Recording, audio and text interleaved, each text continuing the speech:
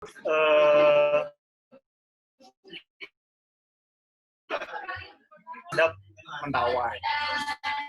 Nah, dari semenjak aku menyelesaikan baca buku itu, aku mulai tertarik, dan entah kenapa lambat laun seolah terjadi begitu saja, aku malah mengumpulkan banyak referensi mengenai Mentawai itu, jurnal-jurnal, buku-buku, video-video, dokumenter-dokumenter, dan segala macam yang kaitannya dengan Mentawai. Itu sebetulnya tanpa disadari dengan penuh dari tahun 2014. Paling tidak sampai tahun 2016 itu, 2 tahun pertama, aku merasa kalau kok aku banyak sekali mengumpulkan bahan-bahan bacaan yang kaitannya dengan Mentawai. Nah, aku cukup lama tertarik dengan etnis yang katakanlah kecil, sebetulnya sangat minoritas gitu. Kalau di Banten kan kita punya katakanlah Baduy ya, atau kasepuhan-kasepuhan di Banten Kidul. Nah, tapi untuk fiksi, pikir bukan suatu tantangan bagiku. Lalu, tapi aku sempat melupakan sebetulnya keinginan untuk menulis tentang Mentawai. Ketika sudah cukup aku merasa punya banyak referensi, aku merasa aku ingin menulis Mentawai sampai tahun 2016. Lalu 2017, keinginanku untuk menuliskan Mentawai itu terpicu lagi gara-gara ada seorang teman, Mida. Mida ini dia kerja di mana ya, kalau tidak salah di Kementerian Pendidikan kayak gitu. Nah, dia suatu hari tuh upload di Facebook kalau dia baru saja pulang dari Mentawai, bikin dokumenter. Nah, aku penasaran lagi, muncul lagi tuh penasaranku terhadap Mentawai. Aku bongkar lagi, aku baca ulang lagi, dan kemudian aku menemui Mida. Kami ketemu di Mentawai. Nah, lalu Mida memberiku beberapa foto, beberapa video terkait kondisi Mentawai yang dia kunjungi pada saat itu. Nah, aku mulai ada beberapa catatan sebetulnya yang sudah aku mulai awal-awal mungkin, tapi belum menjadi cerpen. Paling tidak aku sudah membuat narasi-narasi kecil tentang yang katakanlah yang aku imajinasikan mengenai Mentawai. Nah, terus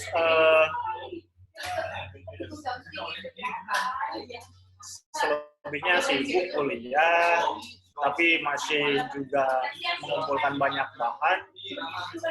Ketika aku mau tesis di UI 2018, itu aku terpikir sebetulnya untuk ambil salah satu ritus atau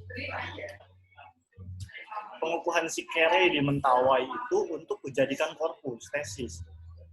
Kaitannya dengan ritual daur hidup orang Mentawai. Nah, tapi aku cukup realistis berpikir kalau aku ngambil tesis Mentawai, harus pergi riset ke Mentawai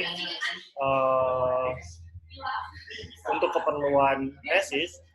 Sepertinya kuliahku tidak akan selesai 2 tahun atau 2,5 tahun atau mungkin 3 tahun, belum tentu gitu. Karena pasti akan banyak sekali yang mesti aku gali gitu, kalau kepentingannya untuk penulisan karya ilmiah. Nah, tapi kemudian di 2018 itu ada kesempatan untuk, ketika aku berganti tesisku udah ganti, korpusnya udah ganti, aku meneliti di Tangerang saja yang dekat, yang memudahkanku ngambil data, yang memudahkanku berhubungan dengan masyarakat setempat, paling tidak secara akses ya, dan pendanaan gitu untuk riset.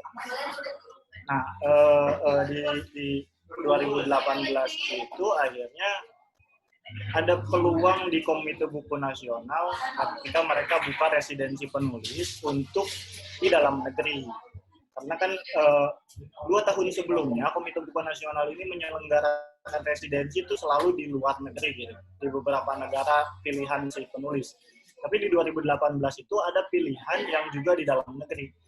Nah, aku terpikir lagi untuk pergi ke Mentawai gitu. Sebetulnya aku pilihannya 2 tuh. Awal-awal mau ikut residensi itu, ada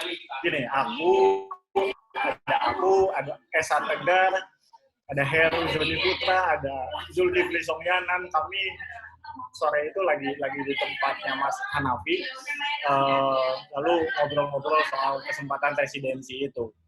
Nah, ya udah mereka pada ngirim pada ngisi aplikasi gitu, dan pada saat itu Heru belum, Zulkifli dan Esa sudah punya kota tujuan, sudah punya negara tujuan.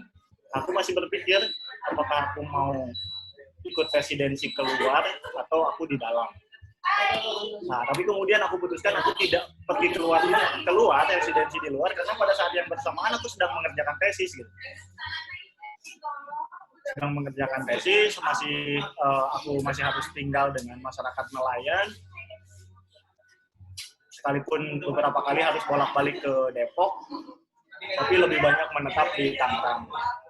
Nah, ketika aku pikir mungkin kesempatan ke Mentawai itu ya bisa aku dapatkan melalui program itu.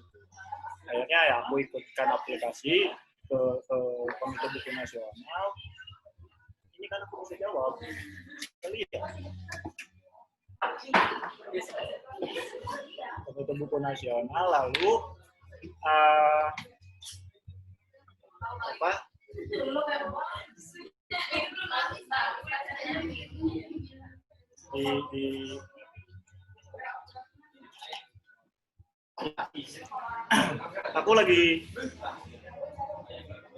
aku juga nggak nyangka sebetulnya kenapa di Komite Buku itu aku lolos juga gitu, dan berkesempatan untuk pergi ke sana didanai Komite Buku Nasional.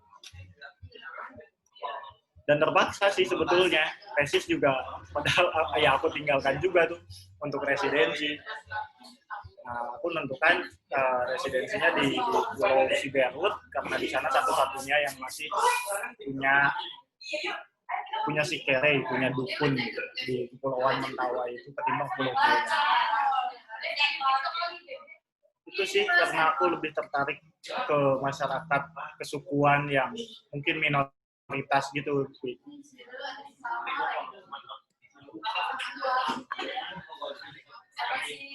Oke, Anidu. Kalau tadi kan Anidu peran. Melihat kalau tadi ya aku dengar Anidu teman-temannya residensi. Anidu.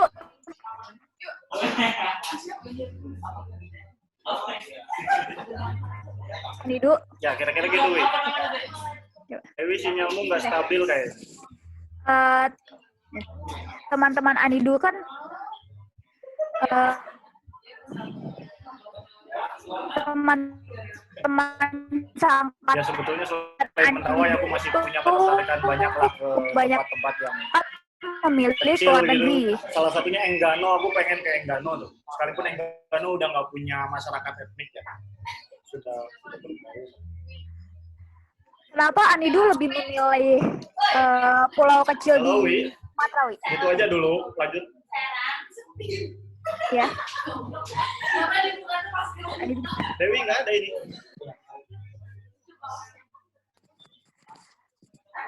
Anidu. Ini padahal bisa kenal. Dewi nggak ada. Dewi hilang. Nggak ada suaranya. Wi. Halo. Halo, Anidu. Aku nggak mendengar suara siapapun.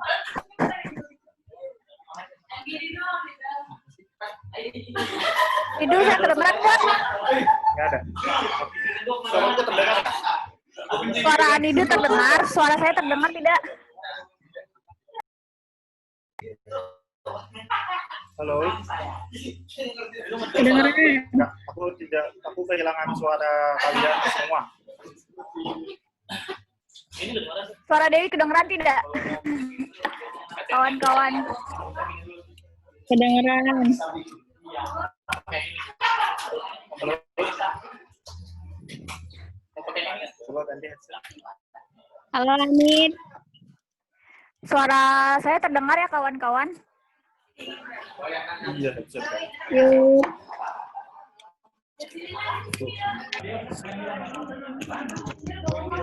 Ya, suara Dewi terdengar, suara Dewinya terdengar, suara Nidu, Halo.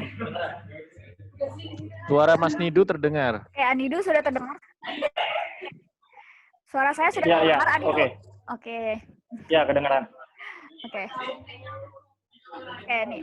Anidu kan tadi Anidu telah bercerita kawan-kawan Anidu residensinya seangkatan Anidu tuh kebanyakan kan di luar negeri. Kenapa Anidu tidak keluar negeri? Kenapa lebih memilih ke di pulau kecil di Sumatera?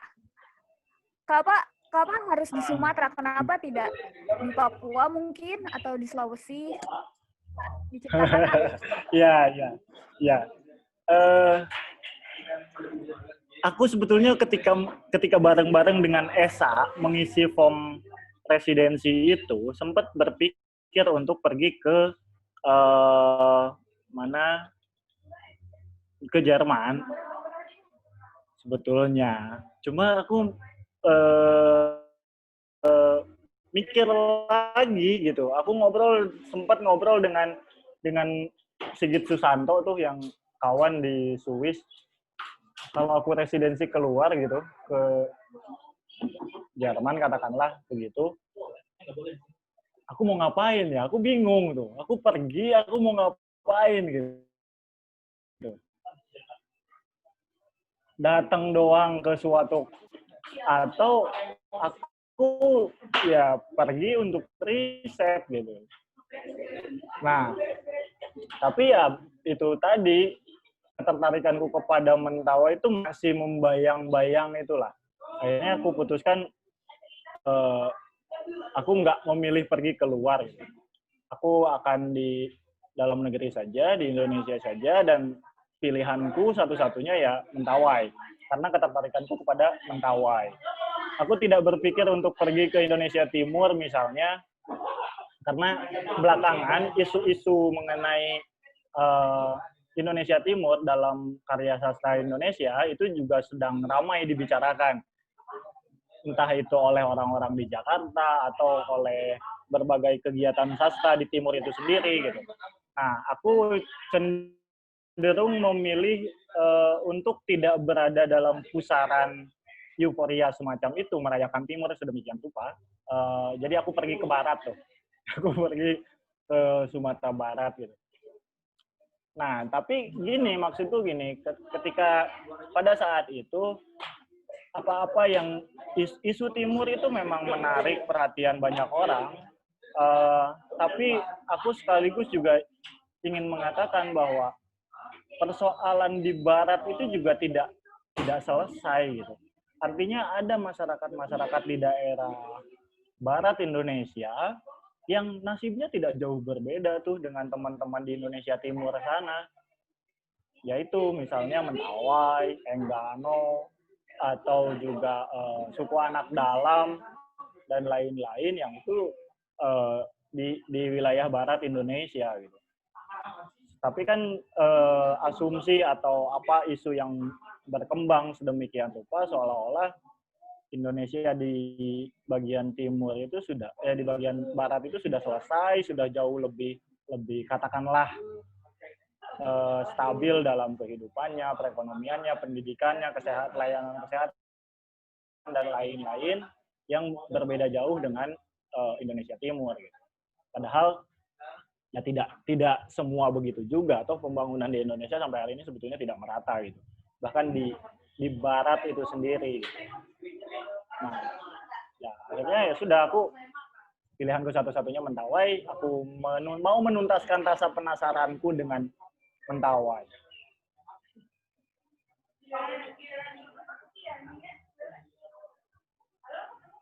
Anido, Ya.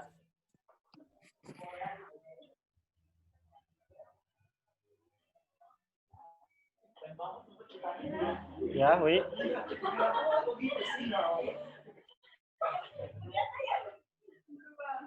Halo? Dewi ada suaranya nggak? boleh ceritain sedikit nggak proses riset di Mentawai kayak gimana? Suka dukanya. Suka dukanya. Proses Ya. proses riset di Mentawai. Ya. Nah, ketika residensi itu diumumkan, aku salah satu orang yang lolos untuk didanai residensi oleh Komite Buku Nasional. Aku mencari kontak-kontak siapa yang kira-kira bisa aku hubungi lebih dulu untuk katakanlah menjadi jembatan aku ke sana tuh, ke Mentawai. Karena perjalanannya sendiri aku buta tuh. Aku seolah-olah tahu mengenai Mentawai, tapi bagaimana mencapai sana aku payah gitu. Ya aku cari-cari dan kemudian aku ketemu website mentawaikita.com. Nah, itu milik Yayasan Cipta Mandiri Mentawai. Di sana ada redaksinya, ada alamat emailnya, dan kemudian aku kirimi email mereka. Aku kirimi email, aku menyampaikan kalau aku baca pemberitaan-pemberitaan yang mereka lakukan selama ini. Mereka juga pada saat itu masih menerbitkan Pulai Gobat, tabloid cetaknya mereka yang terbit bulanan. Ya aku sampaikan aja semuanya kalau aku mau pergi ke Mentawai, mau riset, dan aku perlu bantuan dalam hal ini untuk diskusi gitu. Kalau aku butuh data, kalau aku butuh teman diskusi terkait bagaimana aku bisa masuk ke Mentawai.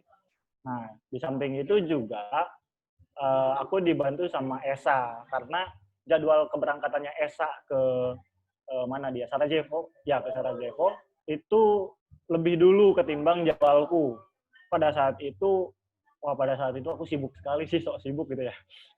Pada saat itu aku sedang tesis, sedang ngurusin festival seni Multatuli di bulan September 2018 itu, dan aku berangkat itu sehari setelah festival seni Multatuli selesai di 2018. Jadi aku hanya istirahat 1 hari, hari berikutnya aku langsung pergi ke Padang. Nah, email yang tadi itu direspon dengan baik oleh teman-teman dari Yayasan Cipta Mandiri Mentawai. Artinya, ketika aku sudah sampai Padang, karena Esa residensinya sudah pulang, aku ketemu Esa, ketemu kawan-kawan di Padang lebih dulu, dan selama 1 minggu pertama, sebetulnya aku tidak langsung pergi ke Mentawai, aku di Padang. 1 minggu pertama aku di Padang, akhirnya janjian dengan teman dari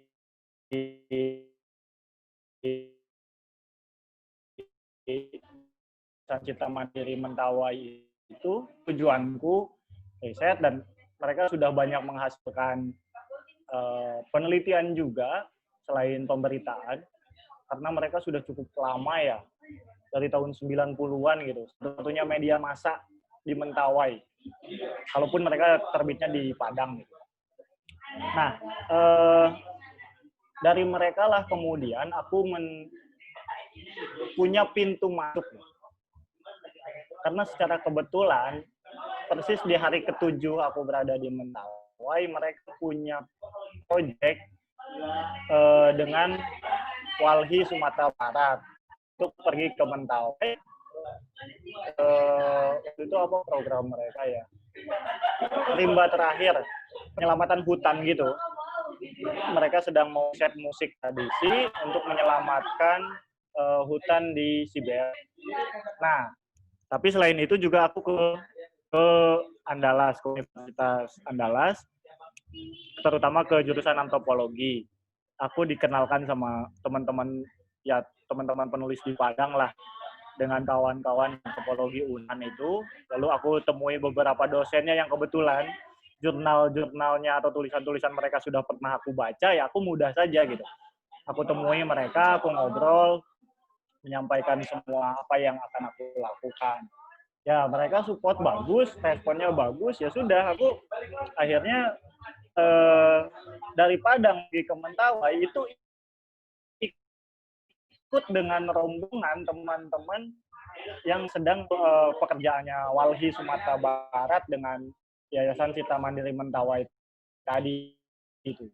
Dan beberapa seniman musik etnik dari Jakarta dengan teman-teman mahasiswa UNP yang anak musik, juga anak seni rupa gitu.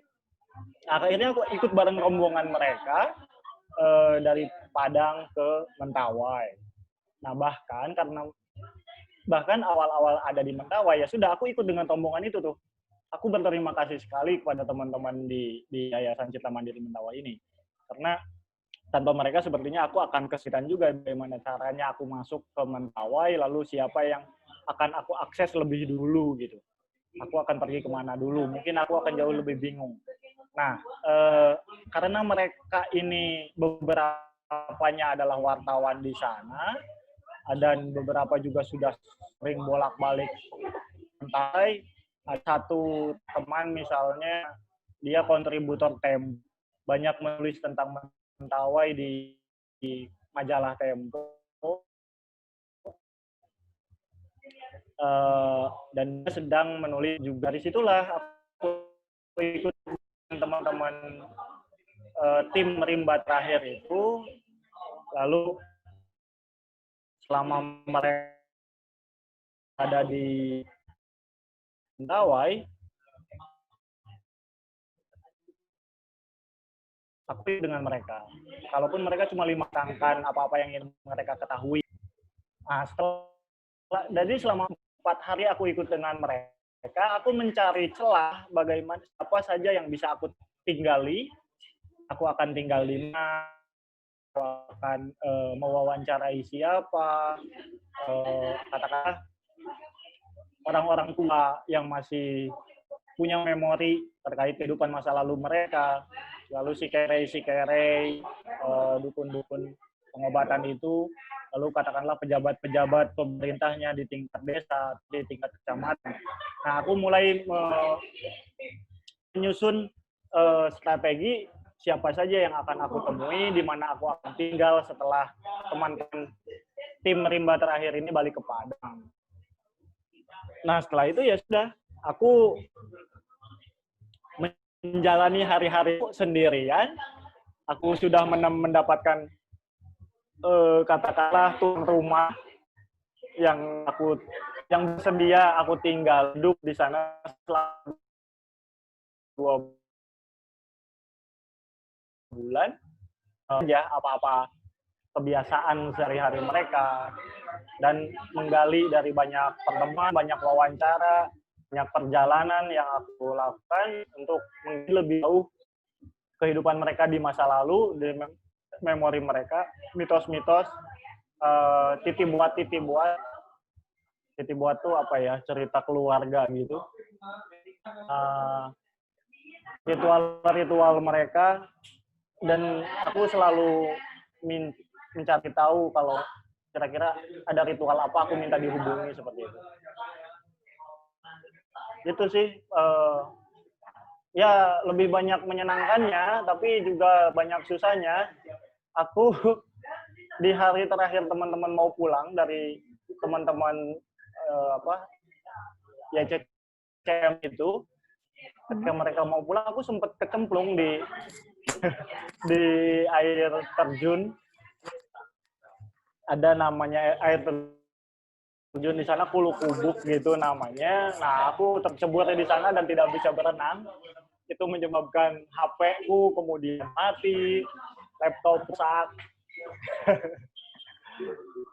Nah, itu beberapa hari sebelum mereka tinggalkan. Tapi kemudian ya itu aku titipkan untuk di servis di Padang sebelum kemudian dikirim balik aku ke Mentawai. Jadi aku sempat di Komite Buku Nasional karena begitu aku sampai ke Mentawai, aku sudah tidak lagi memberi laporan apapun karena udah nggak ada sinyal. Nah, lalu HP ku rusak pula. Jadi aku 2 minggu tidak ada laporan sama sekali. Mereka mencariku, dikira aku sudah mati atau menghilang di Mentawai. Gitu. Semua kawan-kawan yang satu katakanlah apa ya, yang satu kloter lah, tinggal residensi waktu itu, semuanya mencariku karena aku doang satu-satunya yang jejaknya hilang selama 2 minggu tidak ada kabar. Itu, Wi. Kalau boleh tahu nih, kan setelah AA udah selesai riset tuh, terus habis itu ada bencana seperti tadi tenggelam, Halo, Wi. menghilang, ya. Anidu terdengar? Oke. Nih, kan setelah Anidu sudah melakukan riset, Halo. lalu ada bencana tidak terduga ya seperti tadi. Anidu menyelesaikan tulisannya itu di mana?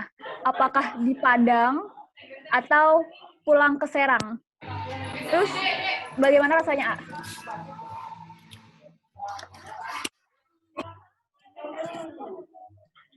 Anidu? Ada. Aku nggak bisa dengar suara Dewi. Ini bukan headset ini. Bukan headset.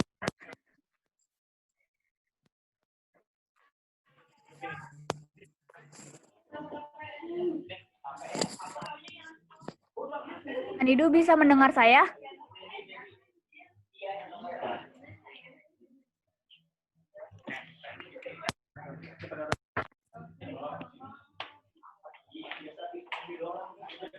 Anidu?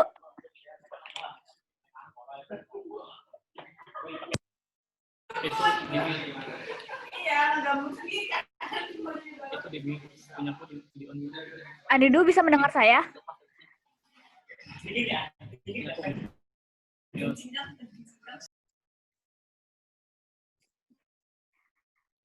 Waduh.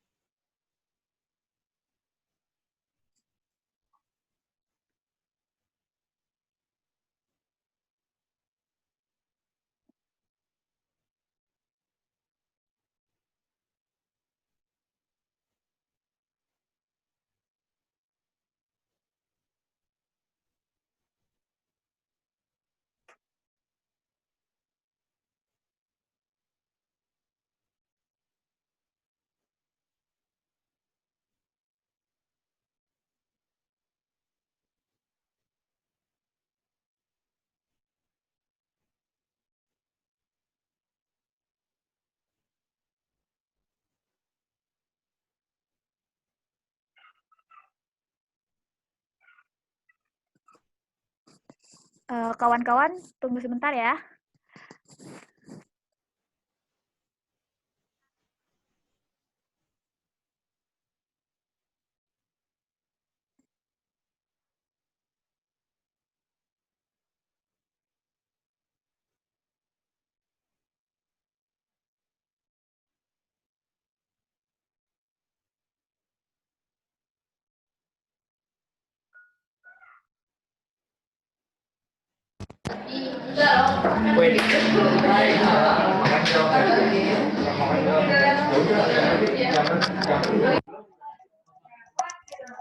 Halo, Dew, suaraku terdengar nggak, Dew?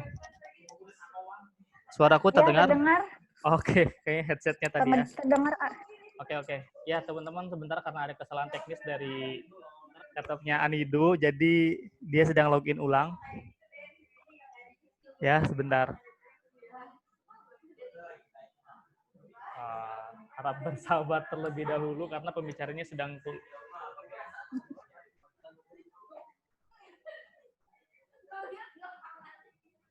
Oke.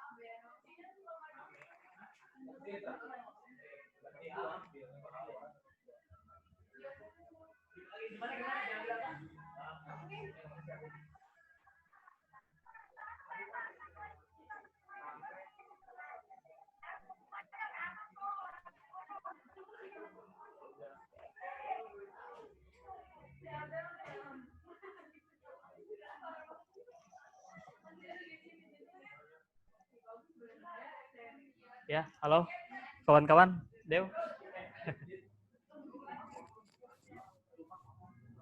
Iya.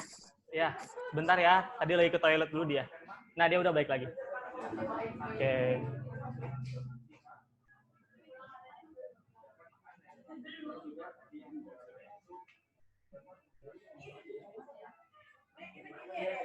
Nah, dia udah mau.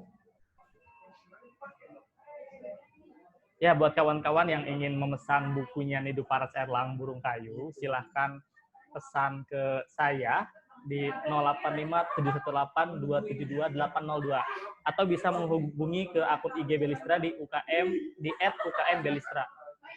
Harganya masih harga PO sampai tanggal 1 Juli.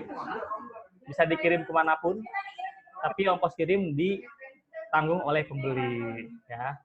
Jadi sebelum tanggal 1 Juli bisa order ke @UKM_Belistra buat kawan-kawan semua. Dan ada giveaway juga di akun IG Belistra. Kalau teman-teman pengen gratisan, silahkan cek akun IG Belistra. Ada 3 eksemplar buku gratis buat kalian yang mau pengen yang gratisan. Tinggal ikuti ketentuannya. Ya. Oke, ya, Anidu sudah balik lagi. Saya pamit deh kalau gitu ya. Sip. Silakan dilanjut, Dewi.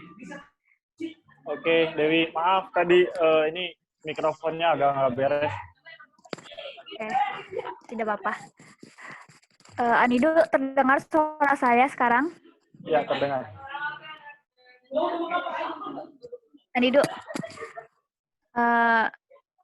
setelah selesai semua riset Anidu nih, dan ada bencana juga, bencana tidak terduga, Anidu tuh menyelesaikan tulisannya, apakah di Padang, atau kembali ke Serang, lalu menyelesaikan semua tulisannya. Bagaimana rasanya? Ya, gini, aku cerita sedikit di proses di Mentawai ya. Aku itu aku tinggal dengan satu keluarga di Mentawai. Lalu aku mengikuti aktivitas keseharian mereka, tapi juga aku banyak. Nah, aku sebetulnya sempat juga merasa menyesal pergi ke Mentawai itu. karena rasa penasaranku untuk pergi ke perkampungan lama mereka ketimbang perkampungan yang di Madobak itu yang adalah bikinan pemerintah tahun 70-an. Aku penasaran dengan perkampungan lama mereka yang ada di hulu-hulu sungai yang jauh sekali dari perkampungan bikinan pemerintah itu. Nah, untuk menuntaskan rasa penasaran itu, aku tahu dan akhirnya ada beberapa kawan yang mau mengantarkan aku ke sana. Salah satu yang sebetulnya ada banyak yang ingin aku kunjungi, ya suku Sakudei misalnya yang ada di Sakudei, di hulu sungai Sakudei. Lalu ada Simatalu yang ada di sisi barat Pulau Siberut. Tapi ternyata apa yang aku bayangkan sebelumnya itu jarak antara satu dusun dengan satu dusun lain saja jaraknya minta ampun itu, dan harus jalan kaki atau naik pompong gitu. Akhirnya aku memilih untuk pergi ke perkampungan lama mereka yang paling dekat dari dusun yang aku tinggali, itu Atabai. Nah, menurut teman-teman di sana, pergi ke Atabai itu paling 4 jam berjalan kaki. Oke, aku percayalah pada mereka. Aku ditemani 2 kawan orang sana untuk pergi ke Atabai. Dan ternyata dong, itu yang aku lewati, tidak ada jalan-jalan tapak saja mungkin nggak ada itu. Harus naik bukit yang bukan jalan, tidak ada tangga di bukit itu, yaitu tebing saja gitu, tebing curam di titik sedemikian rupa di akar-akar, lalu menyusuri jalan air sebetulnya, jalan air dari perbukitan menuju lembah gitu, kecil sekali, sampai ke atas bukit itu lebih dari 3 jam perjalanan kami. Sampai di atas bukit aku masih namanya Pelekuteteket, di atas bukit Pelekuteteket itu aku merasa aku sangat menyesal pergi ke Mentawai. Aku ngapain pergi ke tengah hutan untuk residensi itu. Dan jauh sekali perjalanan itu. Di atas bukit aku berpikir, ini aku ngapain sebetulnya? Aku memikirkan kawan-kawanku yang pergi ke Eropa, yang pergi ke Belanda, yang mungkin mereka residensi ya nyaman-nyaman saja, ada kendaraan dan lain-lain. Sementara aku sinyal nggak punya, apa-apa akses nggak ada gitu. Tapi aku berasa juga ini harus aku selesaikan karena ini adalah pilihanku. Kami melanjutkan perjalanan ke Atabai itu yang menurut mereka perjalanan yang biasa mereka tempuh itu cuma 4 jam, dan ternyata yang kami tempuh pada saat itu lebih dari 7 jam jalan kaki itu. Lewati bukit, lembah, sungai diseberangi lagi. Yang paling gawat itu rawa-rawa sagu yang ketika diinjak ya, nah itu sih. Tapi kemudian setelah nyampe Atabai juga kami nggak bisa langsung balik lagi gitu. Akhirnya sekitar 5 atau 6 hari kami menginap di Uma itu rumah-rumah besar mereka yang sudah mereka tinggalkan. Dulu mereka tinggalnya di rumah-rumah besar di pedalaman seperti itu, tapi sudah mereka tinggalkan, mereka tinggal sekarang di desa-desa bikinan pemerintah. Dulu ada yang menyebutnya sebagai barasi, ada yang menyebutnya sebagai sosial karena dibangun oleh dinas sosial. Nah, aku tinggal di sana di Atabai, aku lebih mencari tahu bagaimana untuk melihat secara konkret bagaimana kehidupan mereka di masa lalu gitu. Bagaimana mereka memelihara babi, karena di desa pemerintah tadi itu, di barasi-barasi itu babi udah nggak boleh dipelihara tuh. Pemerintah melarang memelihara babi di dusun. Nah, jadi beban. Tapi beberapa masih ada yang bertahan tinggal di pedalaman itu gitu. Artinya mereka tidak tinggal di dusun-dusun bikinan pemerintah. Kalaupun rumah-rumah sosial untuk mereka, untuk keluarga-keluarga Batih itu juga sudah ada, sudah mereka miliki, sudah diberikan oleh dinas sosial. Nah, di Atabai ini aku tinggal dengan satu keluarga Batih yang mereka hanya tinggal berlima gitu, suami istri dengan 3 anaknya masih kecil-kecil. Aku mengikuti itu lebih pada untuk mengetahui bagaimana kehidupan mereka di masa lalu, bagaimana mereka memelihara babi, menebang sagu, memelihara ayam, dan berbagai kegiatan yang ada di Uma gitu. Nah, ya akhirnya sudah tinggal cukup lama di sana, 5 harian gitulah, balik lagi dengan kondisi yang sama capeknya sebetulnya. Tapi itu paling tidak aku mendapatkan gambaran masa lalu mereka dengan di dalam rumah komunal mereka yang sangat besar gitu.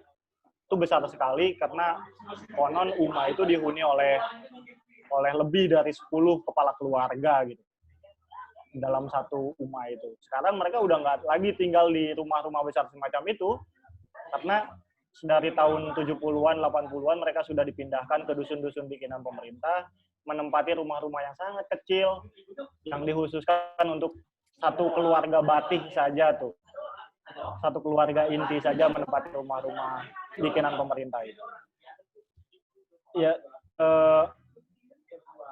itu juga yang membuat aku kemudian melihat teman-teman anak-anak muda ketika aku kembali ke kecamatan, ke anak-anak muda Katolik misalnya, aku masuk ke lingkungan mereka yang banyak tinggal di asrama, mereka yang rajin ke gereja, yang sudah meninggalkan agama lama mereka,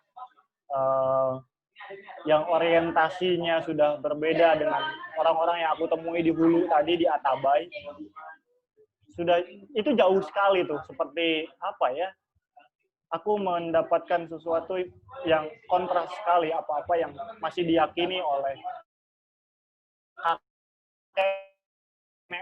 mereka yang masih memilih bertahan di Hulu, bahasa Indonesianya juga terbata-bata seperti itu, dengan anak-anak muda yang tinggal di kota kecamatan sedang menempuh pendidikan SMA atau SMK, yang orientasinya akan pergi ke Padang untuk kuliah, untuk bekerja, pergi ke Jawa dan sebagainya, itu jomplang sekali.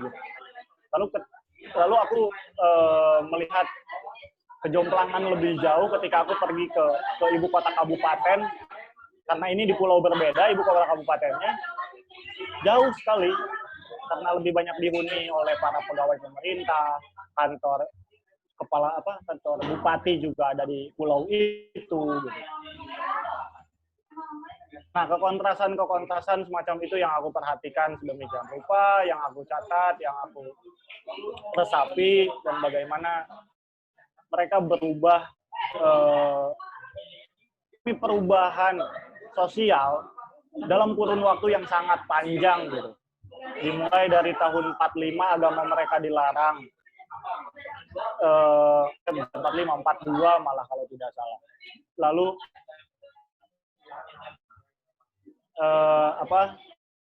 pembangunan nasional merambah pulau-pulau mereka agar mereka sejahtera, gitu-gitulah program pemukiman kembali masyarakat terasing oleh dinas sosial. Di samping itu juga masuk HPH,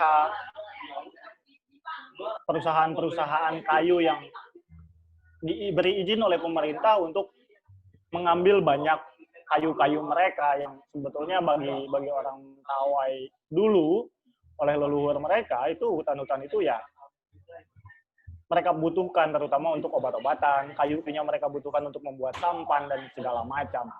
Tapi anak-anak muda yang aku temui di kota kecamatan misalnya, mereka sudah tidak lagi berorientasi ke sana, ke dalam hutan, karena ketika mereka misalnya kenal dengan Senso yang didatangkan dari Padang, akhirnya orientasi mereka ya bekerja pada perusahaan kayu. Lalu atau mereka memiliki alat untuk menebang kayu gitu, lebih efektif. Gergaji mesin, Senso. Lalu perahu-perahu mereka juga sudah dengan mesin pompong, kayak gitu. Nah, ini yang aku lihat sedemikian rupa apa yang kemudian di Mentawai. Tapi menarik bagiku, orang-orang Mentawai sendiri sebetulnya mendua tuh dalam dirinya gitu. Di satu sisi mereka ingin mempertahankan kebudayaannya mereka, di satu sisi mereka tidak bisa menolak apa-apa yang datang dari luar karena itu jauh lebih menggiurkan. Mereka bisa mendapatkan uang dengan menjual kayu-kayu mereka bisa menyekolahkan anak mereka. Ini data luar dari para pejabat pemerintah yang dulunya adalah Padang Pariaman misalnya, itu diinternalisasi sedemikian rupa oleh para orang tua mereka untuk kemudian memiliki orientasi yang sama tuh dengan ya sama saja dengan orang Sumatera Barat lainnya gitu. Tapi di sisi lain mereka ingin atau mereka mengidentifikasi diri mereka sama sekali berbeda dengan masyarakat. Mau sama tuh dengan orang Sumatera Barat misalnya yang mayoritas Islam, mereka memilih Katolik karena tidak mengharamkan babi. Hal-hal kayak gitu yang aku lihat. Nah, aku menulis pertama kali novel ini aku mulai ketika aku sudah berada di kota kecamatan.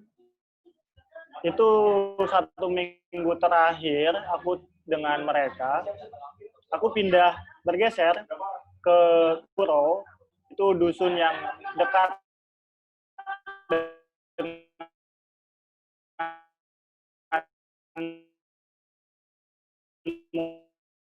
muara sungai, dekat dengan dermaga.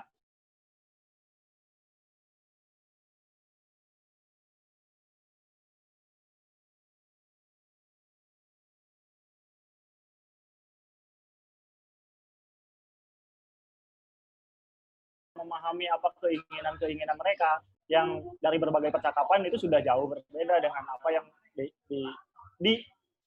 diangankan katakanlah atau diimajinasikan oleh orang-orang tua mereka di hulu-hulu sungai, di pedalaman. Minggu-minggu terakhir itu aku memulai untuk menuliskan lembar-lembar di Puro itu, di kota kecamatan.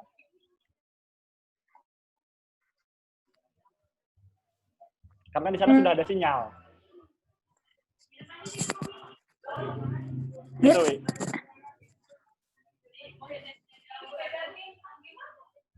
Nidu, Ya, halo.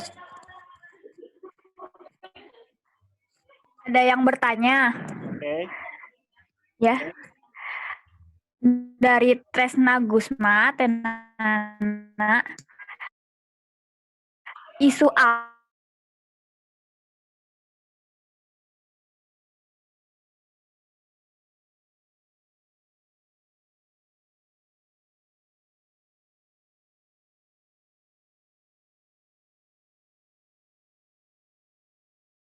Aku sudah cukup lama punya perhatian terhadap agama-agama lokal. Karena aku merasa sekalipun misalnya, ini secara pribadi ya, misalnya keluargaku Islam, orang kakek nenekku dari garis ibuku santri rata-rata gitu, dari bapakku juga begitu, tapi aku melihat ada satu sisi di dalam keluargaku yang itu dari bapakku ke neneknya, ke buyutku, itu yang yang aku pernah tinggal dengan mereka, yang aku tidak pernah melihat sama sekali nenek buyutku ini sholat atau tidak gitu. Yang aku dari hal-hal semacam itu yang aku cari tahu, kemudian jangan-jangan si nenek buyutku ini masih Sunda wiwitan. Hei, aku ngobrol dulu ya. Ngopi. Ya, gitu. Lalu,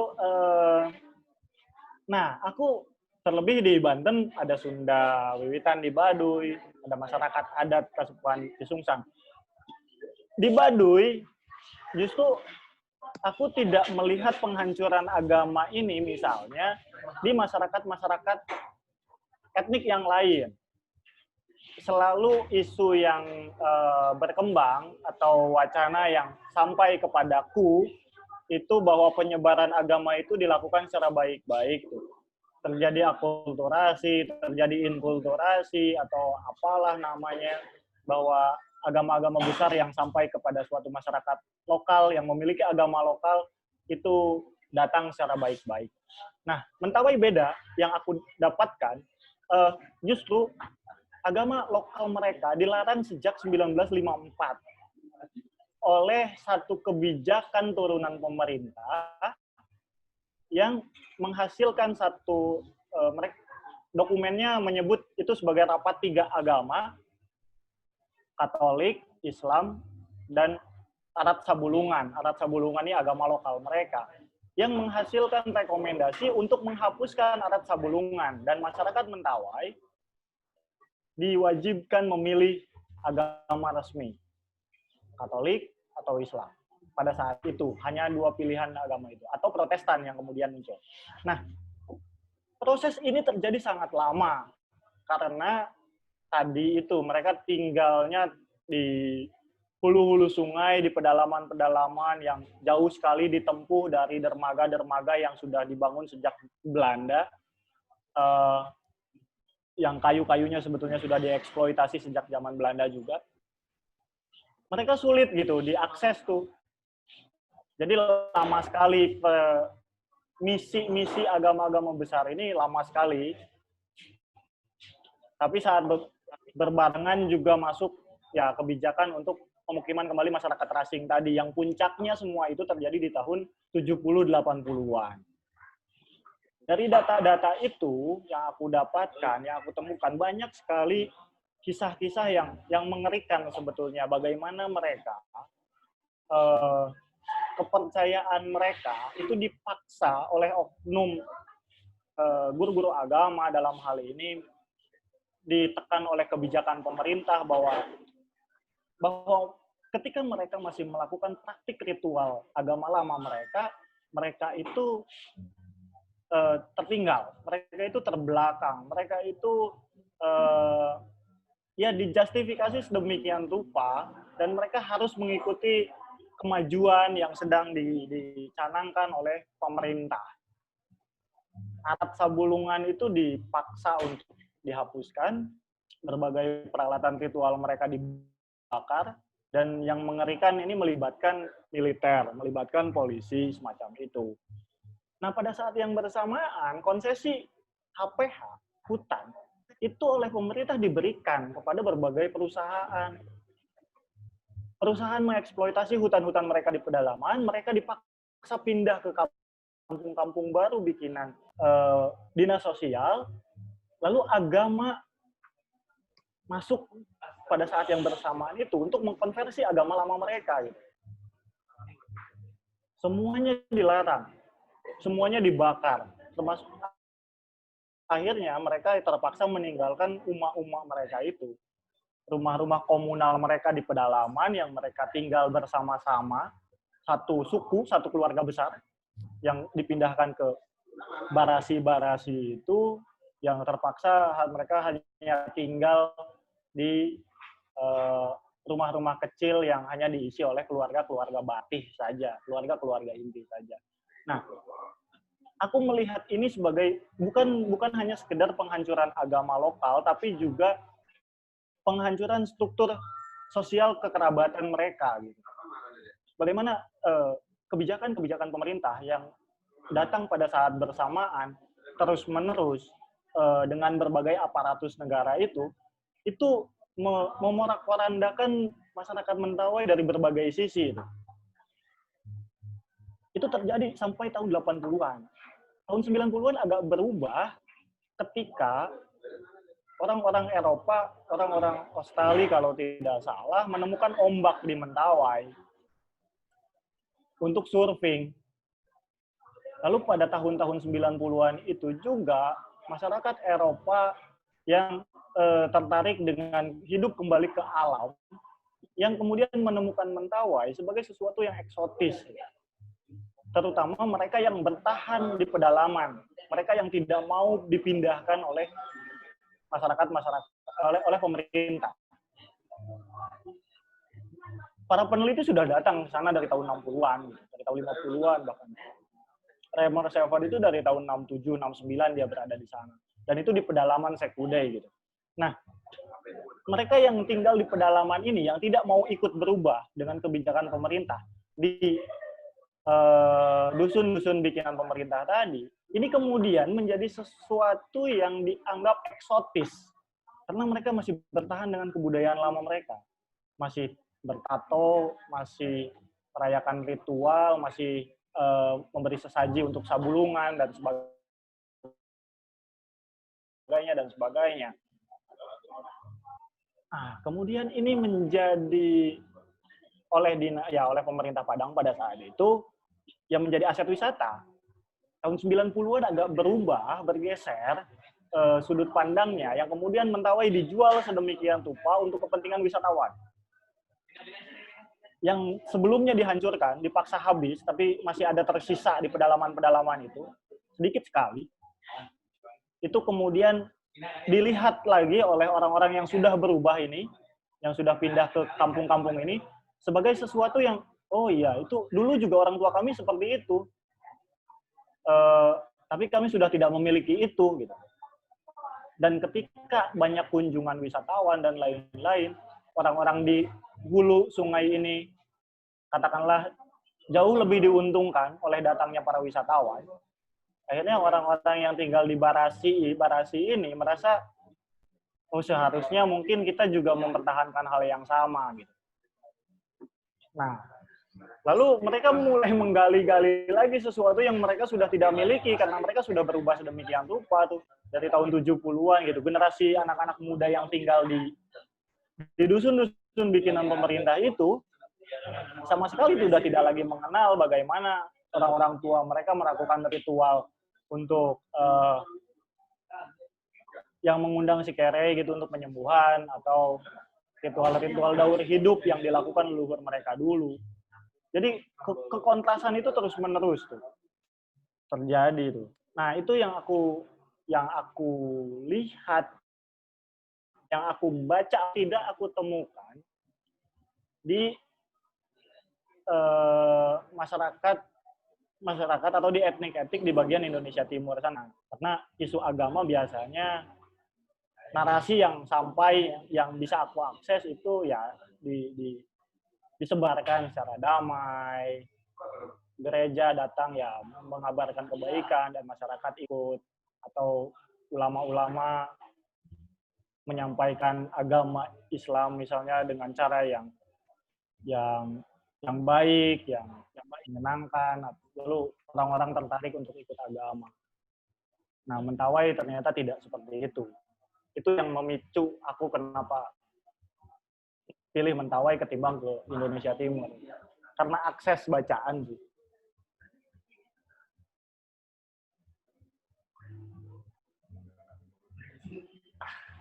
Oke. Adit, ada yang nanya lagi nih. Oke. Dari Eka, bertanya, kesulitan apa yang Mas Nidu rasakan dalam menulis novel Burung Kayu ini? Apa pengalaman yang paling berkesan dalam melakukan riset ini? Lalu kenapa novelnya berjudul Burung Kayu? Apakah ada sesuatu yang menarik di Mentawai ini dan menjadikan Burung Kayu sebagai judulnya? Terima kasih. Gimana? Ya, kesulitan banyak sekali daripada kemudahan. Pertama, yang ingin aku lakukan dalam menulis novel ini adalah mengapropriasi bagaimana cara masyarakat Mentawai berpikir mengenai kebudayaan mereka sendiri.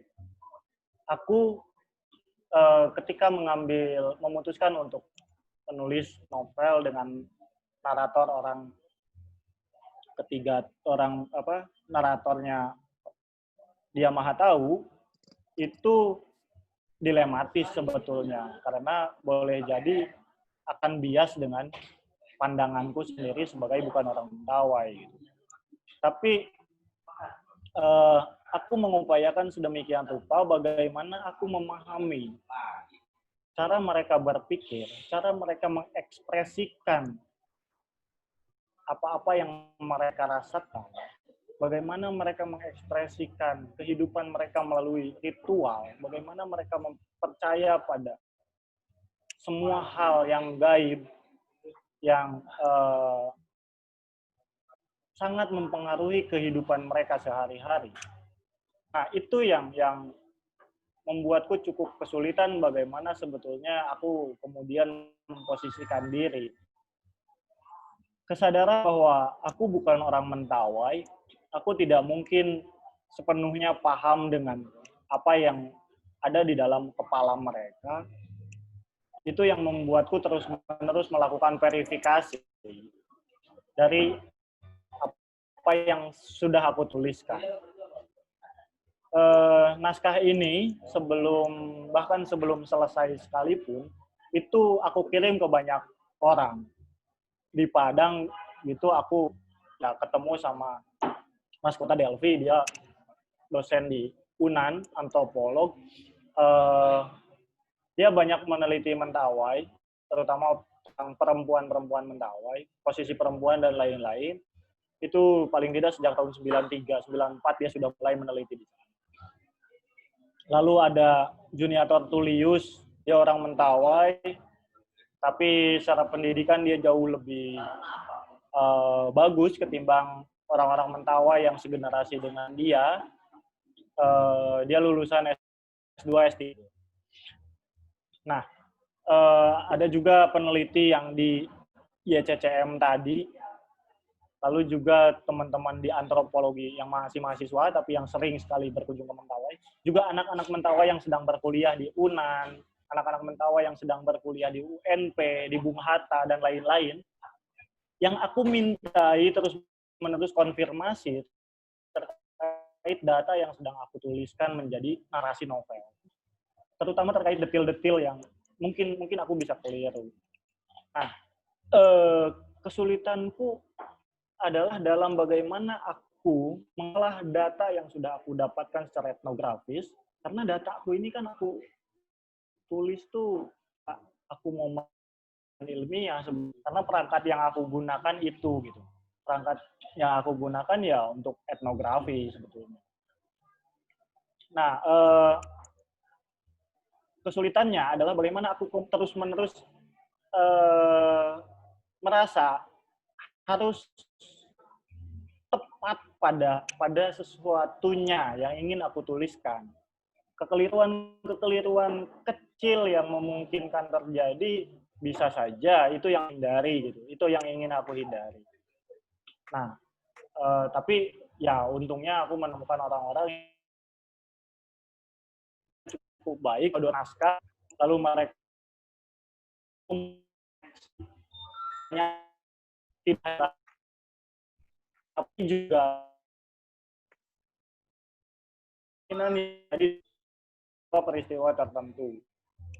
Misalnya ada dari tari di CCM, satu tipu sasa misalnya, ketika aku menuliskan itu terjadi begitu dilakukan orang yang sedang emosi, menurut dia ini tidak mungkin, karena ritual ini mesti dilakukan, dipersiapkan itu dengan sangat matang, karena kaitannya dengan sumpah, dengan kutukan yang diambil oleh seseorang untuk mengutuk dirinya sendiri di hadapan banyak orang, untuk membuktikan apakah dia bersalah atau tidak. Nah, hal semacam itu. Atau detil kita, detil mengenai namanya istilah, detil mengenai sungai, sebagainya, dan sebagainya yang kemungkinan besar luput dicatat olehku ketika aku berada di sana gitu. Sesudah aku balik ke Depok menyelesaikan naskah itu, aku terus-menerus melakukan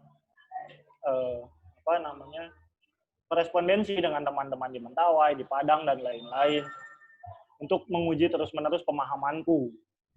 Nah, itu yang aku rasakan sulit sekali sebetulnya. Menulis novel ini aku bata-bata gitu. Sekalipun aku merasa bahanku sudah cukup melimpah selama 4 tahun aku kumpulkan, aku tinggal di sana 2 bulan yang aku mengikuti dan merasakan apa yang terjadi. Aku mengikuti cara makan mereka, tidur mereka, dan sebagainya. Di sana makan sagu ya, aku makan sagu gitu. Aku tidak memaksakan untuk makan nasi. Kalaupun ya awal bermasalah dengan tubuh mereka makan babi, aku tidak berani makan babi ya. Aku cari cara lain gitu. Tapi aku tidak memaksakan diri untuk aku harus bawa konsumsi sedemikian rupa karena didanai, aku harus safety gitu. Enggak, aku berbaur saja dan betul-betul ingin merasakan dan mengikuti apa yang mereka lakukan. Nah, itu yang paling berkesan banyak sekali. Dan di sana juga aku ketemu dengan salah satu agama yang baru bagiku gitu. Aku ketemu sama Bahai. Ini salah satu agama pendatang juga, usianya baru 200 tahunan, tapi di Mentawai dia sudah ada sejak tahun 50-an gitu. Ya, ketemu dengan teman-teman seperti itu, bertemu dengan LSM yang bekerja di sana banyak sekali untuk terkait apa ya, pemberdayaan masyarakat, hal-hal kayak gitu. Lalu, kenapa judulnya Burung Kayu? Ini begini. Di Mentawai itu, semua benda, semua gejala, itu diyakini memiliki roh. Bahkan gejala alam sekalipun itu memiliki roh. Dan setiap roh, setiap benda atau gejala, itu memiliki bajau. Nah, burung kayu di Mentawai itu nama Mentawainya sebetulnya Umat Simagere. Tapi aku mau memakai istilah Mentawai untuk judul tidak asik gitu. Umat Simagere. Nanti ini dikira umat agama apa lagi gitu. Namanya Umat Simagere. Ini tuh sebetulnya mainan yang dibuat oleh orang Mentawai, mainan untuk roh leluhur mereka. Jadi untuk menyenangkan roh-roh leluhur, dibuatkanlah mainan dalam bentuk burung-burungan, burung kayu. Karena bagi orang Mentawai, semua roh itu sama seperti manusia. Mereka juga butuh kesenangan, butuh kebahagiaan, dan lain-lain. Bahkan butuh mainan. Nah, salah satu mainan yang mereka persembahkan dalam berbagai upacara penting mereka, itu adalah burung kayu. Misalnya, upacara pendirian rumah, Uma tadi itu. Usai itu mereka akan membuat burung kayu dan akan mereka letakkan, mereka taruh ditancapkan di sebuah tiang depan Uma mereka. Dan semua Uma yang aku temui hari ini, yang masih tersisa hari ini, itu di atas beranda rumahnya itu pasti ada burung kayu besar-besar. Itu disiapkan untuk roh-roh nenek moyang mereka bermain-main. Itu mainan bagi roh-roh nenek moyang gitulah. Dan berbagai persembahan. Nah, yang penting juga ini kaitannya sama novelku, burung kayu ini juga digunakan ketika ada suku satu dengan suku yang lain sedang berperang. Suku satu dengan suku yang lain sedang berperang, ketika mereka pako namanya, mereka bermusuhan sedemikian rupa, entah sejak nenek moyang mereka yang keberapa gitu. Lalu untuk memenangkan pertaruhan, dari berburu misalnya, tapi merasa kalah, berburu lagi merasa kalah. Ada satu cara yang cukup radikal atau cukup mengerikan. Mereka akan membabat satu ladang cukup luas, ditumbangkan semua semak dan pohon-pohonnya, lalu mereka sisakan satu pohon yang paling besar di ladang itu. Nah, dipangkasi semua cabang ranting daun-daunnya, dibiarkan satu pohon berdiri tegak, dan seseorang yang paling berani di dalam suku itu akan membuat burung kayu dan menenggerkan burung kayu itu di atas pohon tersebut. Itu pohonnya pohon yang paling tinggi di sana itu pohon meranti, itu bisa 70 sampai 80 meter gitu tingginya. Dan orang-orang yang berhasil mempersembahkan burung kayu kepada sabulungan di ketinggian semacam itu akan mendapat penghormatan sedemikian rupa dari anggota sukunya sendiri, juga dari suku-suku yang lain. Karena dia dianggap pemberani, dia dianggap hebat. Tidak semua orang mampu melakukan itu. Karena resikonya juga kematian. Bisa saja ada suku musuh tiba-tiba memanah orang yang sedang naik mau masang burung kayu itu dengan panah beracun, mati gitu. Atau tiba-tiba dia jatuh, terpeleset dari pohon itu, mati. Resikonya tinggi. Tapi ketika berhasil, nah ini dia akan menjadi orang yang sangat disegani, dihormati, sukunya akan dihormati oleh suku-suku yang lain, dirinya akan mendapat posisi yang sangat istimewa di mata suku-suku yang lain di lembah itu, di lembah-lembah yang ada di Semeru. Bahkan biasanya juga terkenal ke berbagai lembah lain di pulau itu. Itu yang kemudian aku pikir, ya sudah, pilihanku adalah judulnya Burung Kayu ini. Ini cukup penting sebagai sebuah persembahan mereka kepada roh-roh nenek moyang, juga kepada adat Sabulungan, gitu. Kepada Sabulungan. Nah, tapi kekontrasannya adalah ketika aku pulang, sebelum aku pulang di kota kecamatan itu ada festival Pesona Mentawai namanya. Di festival Pesona Mentawai itu punyanya Dinas Pariwisata. Tentu saja di sini kesakralan sudah tidak ada, yang ada profan, yang ada seremonial, perlombaan-perlombaan semacam itu. Dan burung kayu di dalam festival ini ya sudah bukan lagi sesuatu yang dipersembahkan kepada Sabuluman, bukan sesuatu yang dipersembahkan kepada roh nenek moyang, tapi menjadi dekorasi panggung untuk lomba nyanyi misalnya. Dekorasi panggung untuk lomba, ya berbagai perlombaan anak-anak SMP, anak SMA. Burung kayu yang satu itu sangat sakral, burung satu yang lain ya sudah nilai-nilainya sudah tidak ada lagi. Itu yang membuatku menentukan pilihan, ya judulnya ini, judulnya Burung Kayu. Oke, Anit ada yang nanya lagi dari Yanti. Dia bertanya, respon masyarakat di sana tahu Anit akan melakukan riset tentang kehidupan lama mereka sebelum modernisasikan. Iya, ya aku terus terang karena sebetulnya gini, masyarakat Mentawai itu sangat terbuka. Mereka sudah sangat terbiasa didatangi oleh para peneliti. Banyak sekali para antropolog yang datang ke Mentawai untuk melakukan penelitian.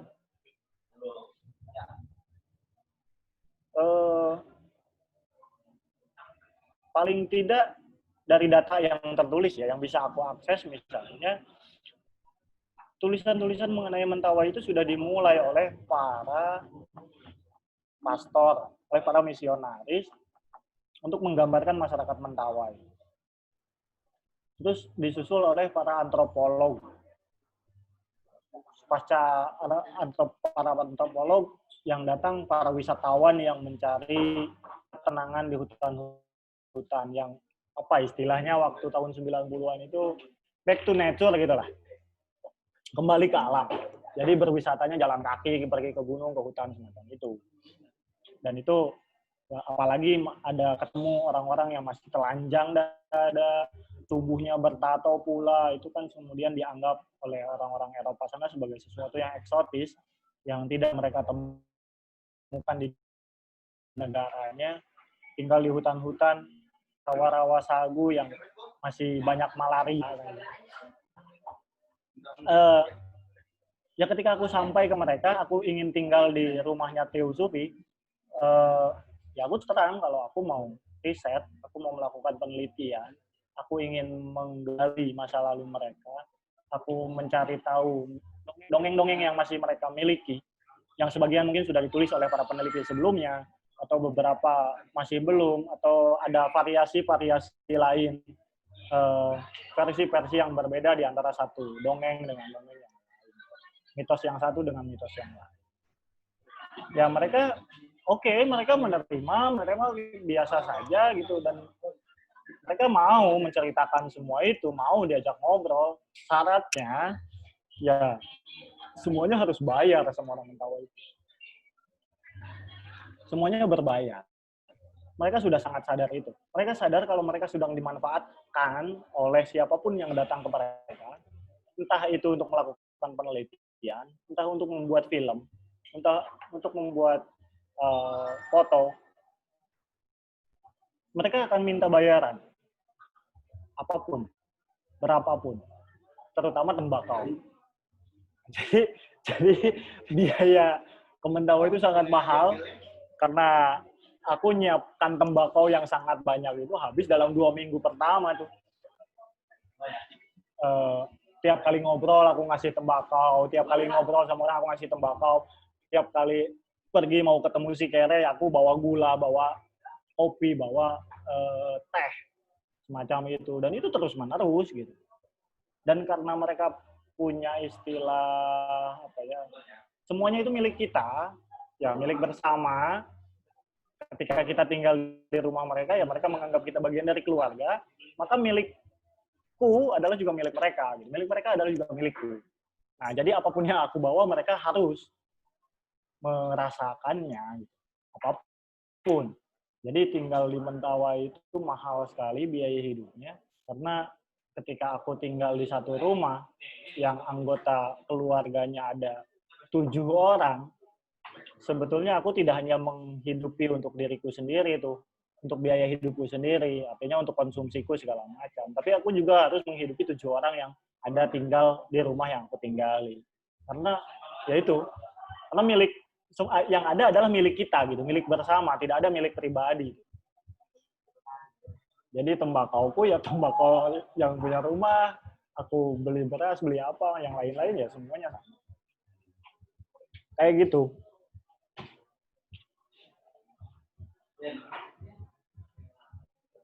Anit, Ya. kenapa Anit mengirimkan karyanya ini ke Sayembara Novel DKJ? Apakah agar orang-orang bisa mengetahui karya Anit atau bagaimana? Iya.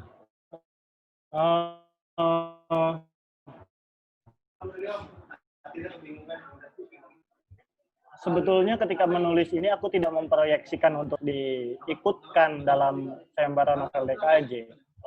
Karena salah satu tanggung jawabku kepada Komite Buku Nasional adalah menghasilkan karya itu. Jadi oleh Komite Buku Nasional itu paling tidak 2 tahun harus selesai, harus terbit jadi buku. Nah, ketika ada kesempatan untuk ikut di DKJ, dikirimkan dalam Sayembara Novel DKJ, ya itu belum rampung sebetulnya seluruh itu. Masih terbata-bata lah aku, karena tadi itu aku mesti ngecek lagi sebagai data itu berulang-ulang gitu.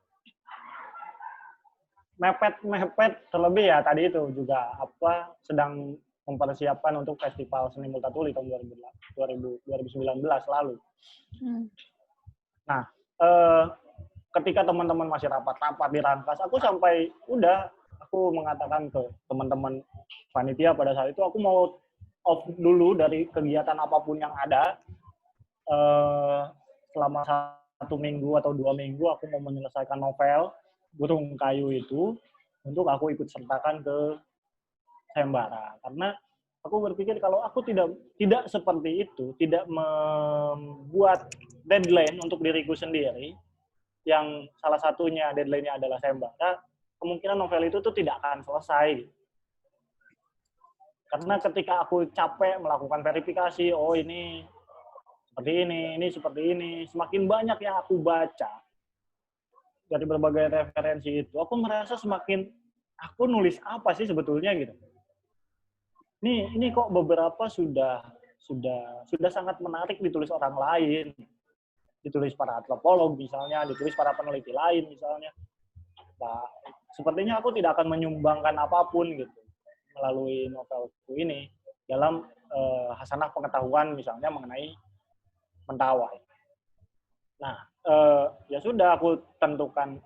Jadi titik deadline si Sayembara Novel DKJ ini aku jadikan sebagai titik tolak aku harus menyelesaikan naskah.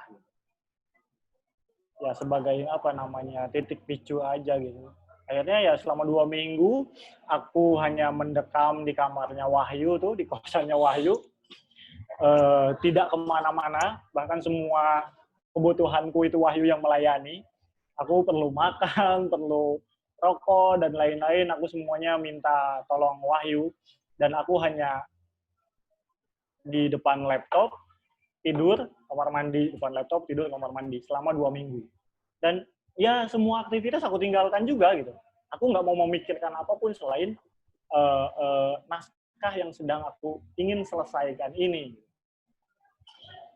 Sebelumnya sebetulnya sudah hampir rampung naskah ini, tapi yang aku butuhkan adalah bagaimana aku mengolahnya sedemikian rupa, membuang beberapa yang mungkin tidak bagus gitu, menambahkan beberapa yang mungkin masih rumpang, itu sebetulnya aku lakukan. Kalaupun selama waktu 2 minggu ini tidak banyak yang aku tuliskan, tapi lebih banyak aku mengolah, otak-atik sub-sub atau bab-bab yang ada di dalam novel itu. Lalu mengalami perubahan posisi dari atau peristiwa yang aku geser sedemikian rupa, hal-hal teknis atau misalnya apa ya, cerita yang bertele-tele yang sebetulnya bisa aku ringkas dengan satu paragraf, misalnya aku narasikan saja, tidak harus aku gambarkan dalam sebuah peristiwa, ya itu aku buang demikian rupa kayak gitu. Atau bagian-bagian yang masih sangat jomplang, masih sangat terumpang antara ini pembaca kayaknya nggak akan tahu kalau tidak aku tambahkan clue atau peristiwa mengenai apa yang ingin aku sampaikan. Nah itu selesai naskah itu di hari-hari terakhir deadline DKJ, ya udah deh aku print out, aku kirimkan. Itu pun masih sama Wahyu tuh, yang fotokopinya, yang mengirimkannya. Jadi bukan untuk diikutkan sayembara, tapi sayembara itu untuk memicu aku menyelesaikan naskah ini sebetulnya. Karena kalau tidak begitu mungkin naskah itu tuh nggak akan selesai. Oke. Gimana perasaan Anidu dinominasikan sebagai sebagai naskah yang menarik perhatian juri? Gimana? Ya, aku sudah berpikir sebetulnya dengan segala kesombongan tuh, kalau naskahku itu potensial untuk menang. Aku selalu berpikir begitu tuh. Waduh. Ya, aku selalu berpikir kalau naskahku itu potensial untuk menang dalam sebuah sayembara. Kenapa? Karena aku merasa gaya menulisku, cara aku mengeksekusi pengetahuan yang aku dapatkan menjadi sebuah narasi, itu tidak dimiliki oleh para penulis yang lain. itu kesombonganku. Kesombonganku seperti itu. Jadi aku merasa bahwa naskahku ini memang potensial ketika diikutkan dalam sebuah sayembara. Jadi ketika dihubungi oleh Wulan pada saat itu, kalau aku suruh ke Jakarta, dia tidak mengabarkan aku dapat juara berapa, hanya suruh ke Jakarta saja. Tapi dia bilang ya difasilitasi penginapan, ya aku pergi. Tapi aku sudah merasa kalau aku menang. Sekalipun ya aku kecewa sebetulnya karena tidak menjadi juara 1, 2, atau 3 gitu kan. Ya hanya menjadi bagian dari 6 yang dianggap menarik perhatian Dewan Juri. Catatannya sebetulnya dari Dewan Juri kepadaku itu cuma satu, terkait bahasa Indonesia. Ini aku pertimbangkan dan aku kekeh sampai hari ini. Begini, ketika aku mau ngeprint naskah itu dengan Wahyu, Wahyu sudah mengingatkan untuk membuat glosarium terkait beberapa istilah lokal, terjemahkan ke bahasa Indonesia. Aku tidak mau. Aku kekeh kalau aku tidak akan melakukan itu dan aku akan membiarkan semua istilah lokal itu tetap berada dalam bahasa lokal.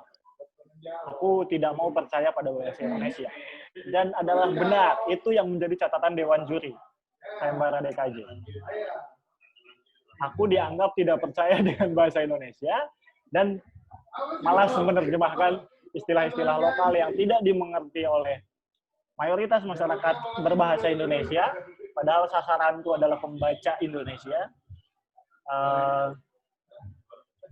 Itu yang dipersoalkan oleh Dewan Juri. Tapi aku memang secara politis memilih itu sebagai suatu kesadaran. Aku tidak mau takluk kepada bahasa Indonesia, bahwa bahasa-bahasa daerah itu tidak mesti diperlakukan sedemikian rupa, artinya tunduk kepada bahasa Indonesia. Kalau dia bisa berdiri sendiri dalam bahasanya, dan aku bisa menarasikan itu sedemikian rupa tanpa aku terjemahkan sekalipun, istilah-istilah itu, aku yakin pembaca akan tahu, akan mengerti dengan istilah apa yang aku maksud dalam bahasa lokal itu. Nah,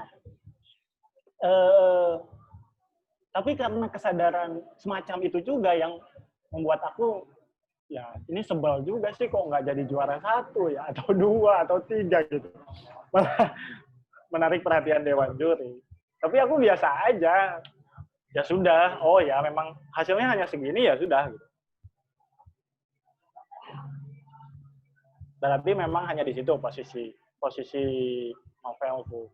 Tapi ya di jauh di luar itu, aku sih berpikir pada akhirnya ya pembaca yang akan menilai. Pembaca yang jauh lebih luas ketimbang 3 orang juri itu. Novel-novel yang lain sudah juga akan terbit, yang di DKJ ini ya para pembaca Indonesia yang akan menilai novel mana yang memang bagus misalnya atau apalah gitu. Jadi ya aku menang DKJ biasa aja, Wi. Biasa aja tapi agak kesel. Ya, agak kesel karena nggak jadi juara 1, 2, 3 itu aja. Karena aku sudah tahu kalau aku pasti juara itu. Oke, boleh. Anit, kalau boleh tahu, Anit pas udah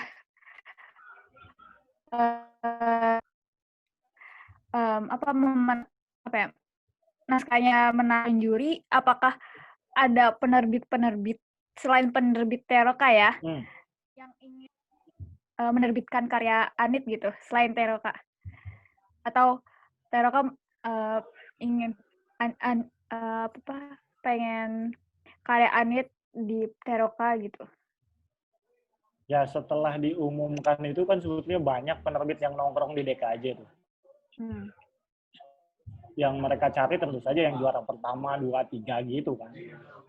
Misalnya editor Gramet gitu, yang aku kenal beberapa. Editor dari Margin Kiri, gitu. Editor KPG dan lain-lain itu pada nongkrong semua. Dan yang dihampiri oleh mereka ya juara 1, 2, 3 itu. Di lobi sedemikian rupa untuk agar mau naskahnya diterbitkan oleh mereka.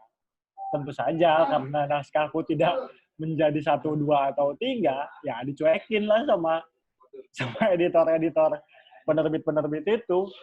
Tapi aku berpikir sebetulnya tidak juga mau langsung menerbitkan naskah ini karena mungkin beberapa masih harus aku perbaiki lagi karena tergesa-gesa ketika dikirimkan ke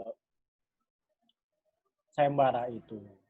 Aku juga pada saat yang bersamaan naskah itu aku kirim ke beberapa orang antropolog untuk untuk menguji lagi pemahamanku mengenai Mentawai. Termasuk aku kirimkan ke Seno Gumira gitu untuk minta dia baca saja bagaimana sih naskahku ini. Nah, pada saat itu ya aku berpikir aku masih mau mengeditnya lagi. Mungkin aku tambahkan lagi, mungkin beberapa aku kurangi lagi. Karena bahanku selama riset pustaka dan juga riset lapangan itu masih banyak, masih melimpah yang bisa aku tuliskan seperti itu. Nah, kemudian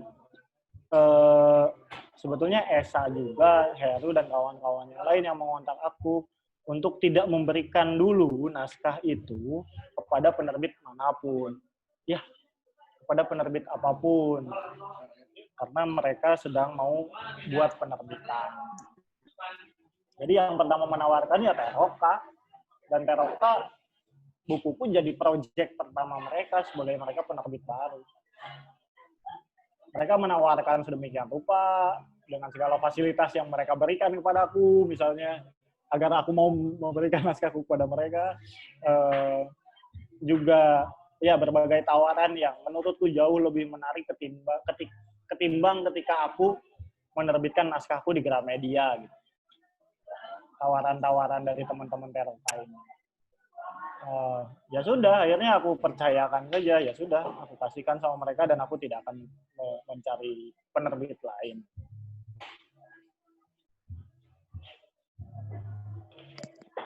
Itu. Anidu, Hmm. Anidu, dengan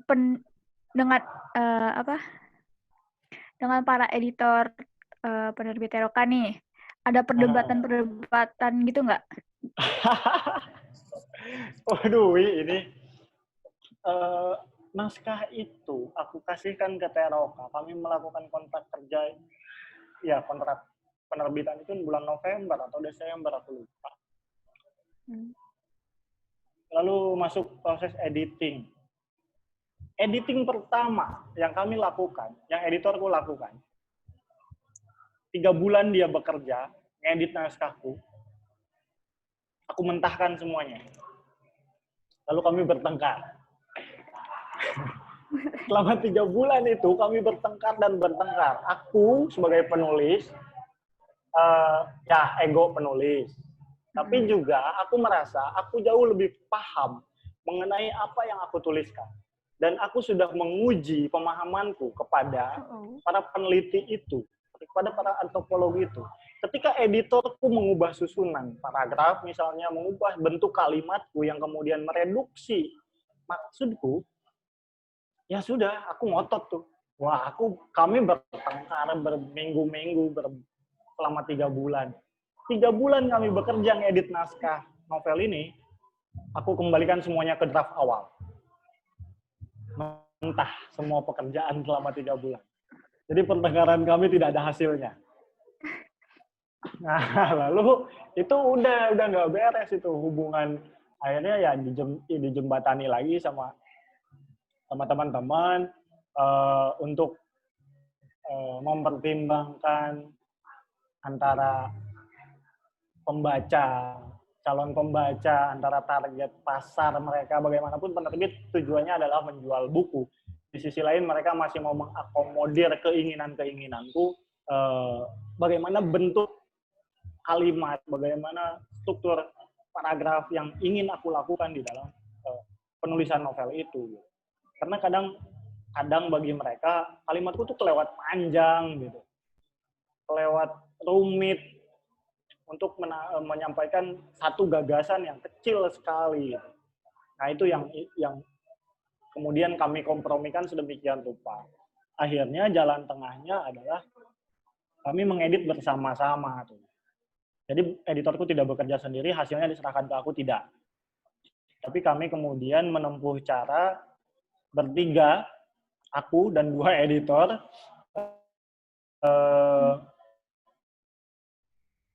ngedit secara online, pakai Google Doc.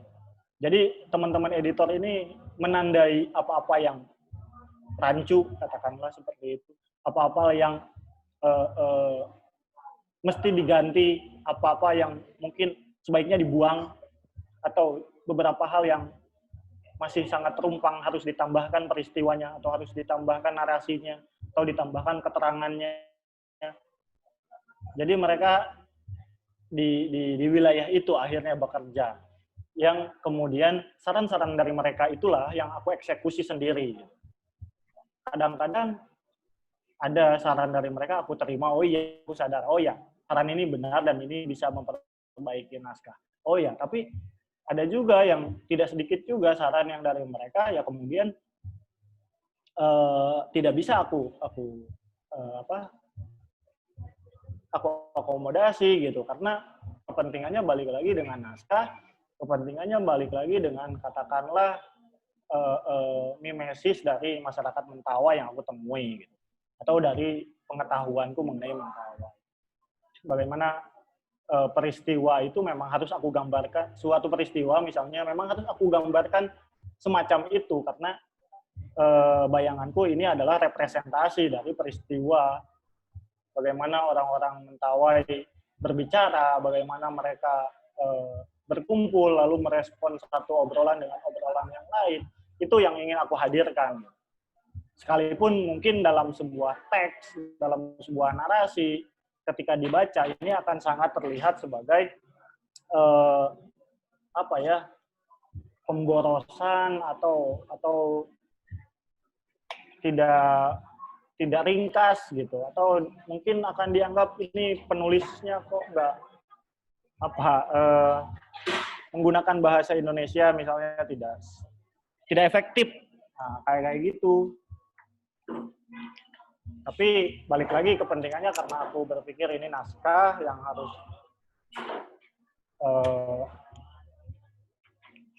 yang aku tuliskan semacam itu, aku menginginkan seperti itu karena basisnya ada, ya mereka akhirnya nerima juga gitu, berbagai argumentasi. Dan itu kemudian 3 bulan berikutnya. Jadi kami mengedit naskah novel ini selama 6 bulan. Bertengkar lagi, baikan lagi, makan lagi, ngopi lagi gitu. Dan terus-menerus seperti itu. Tapi untungnya mereka kawan-kawanku. Oke. Anit, kalau boleh tahu harapan Anidu setelah novel ini terbit apa? Harapanku ya banyak, laku. Ya aku sih, ya laku kalau sebagai dari sisi penjualan itu biasa lah. Mungkin aku berpikir karena ya aku sombong aja.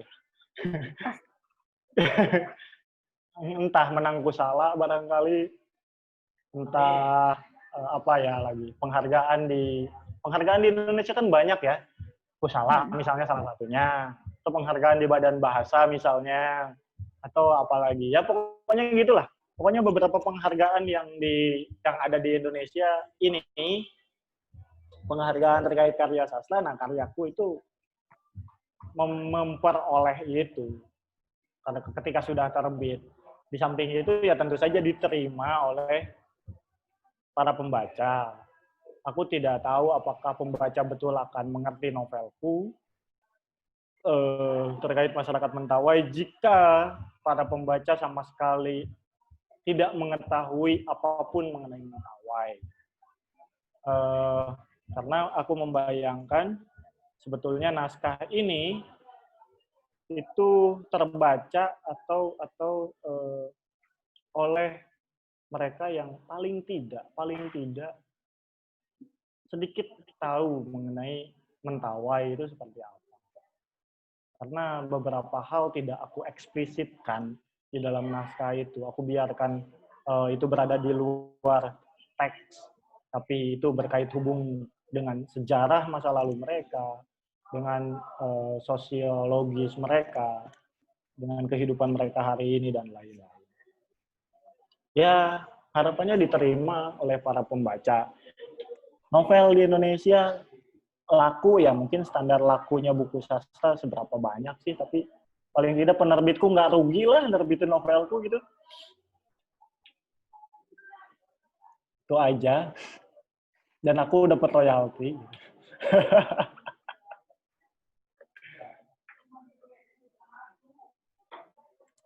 Gitu, Wi. Oke. Kawan-kawan yang lain, apakah ada yang bertanya? Ya, enggak. Silakan. Boleh? Boleh nanya apa aja lah.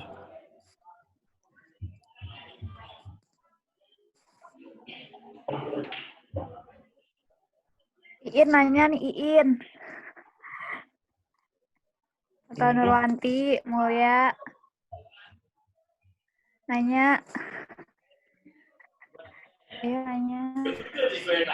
Iya. Aku bertanya ya. Anidu aku mutin dulu Oke. bentar.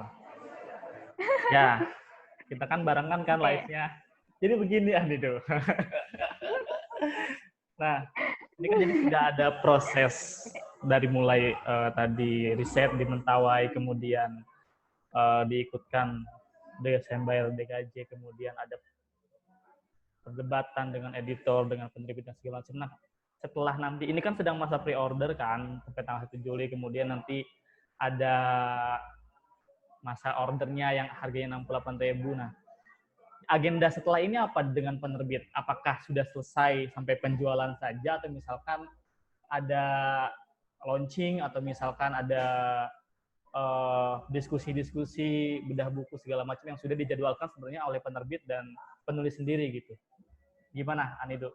Silakan.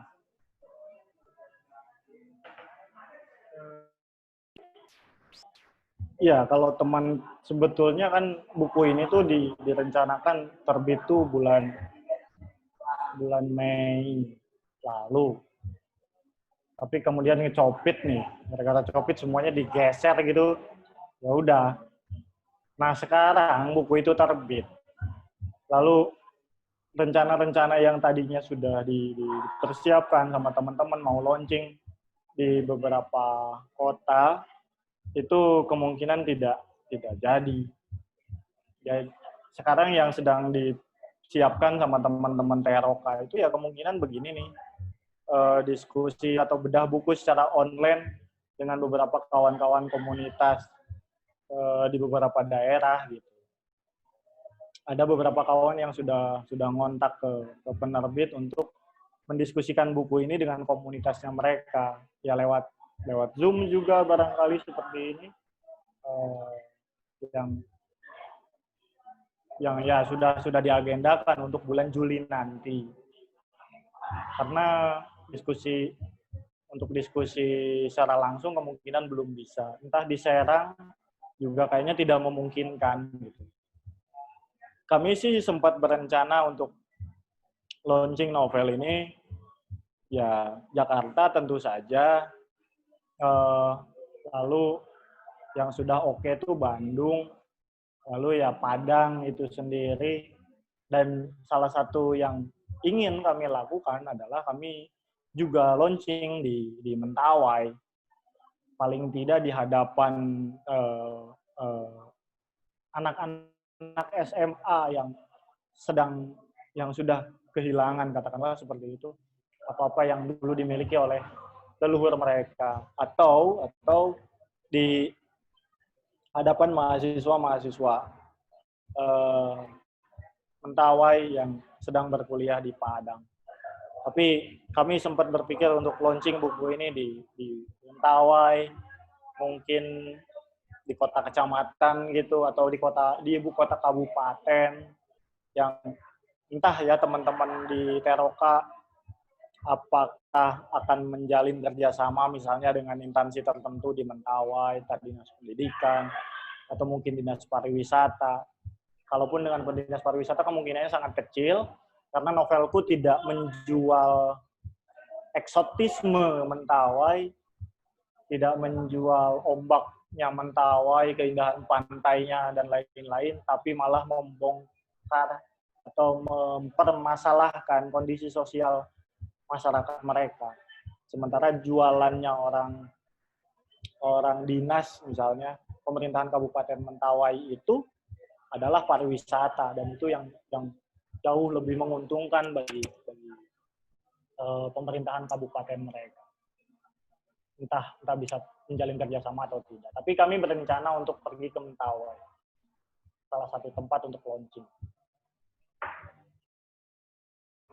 Satu lagi kita tahu bahwa novel Anido ini terbit berbarengan dengan juara 1 Sayembar Novel DKJ punyanya Minanto, yaitu Aib dan Hukuman ya? Aib dan Nasib. Nah, ini kan bisa nanti bakal ada perbandingan apple to apple antara novel Anido dengan novelnya Minanto gitu. Nah, strategi Anido sendiri untuk membuat novel ini lebih dikenal banyak orang ketimbang novelnya Minanto apa?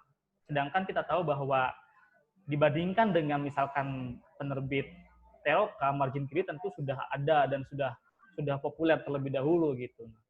Apakah sudah ada menyiapkan strategi tertentu biar novel ini lebih laku ketimbang atau lebih dibicarakan banyak orang ketimbang novel Aib dan Nasibnya Minanto yang diterbitkan oleh Margin Kiri?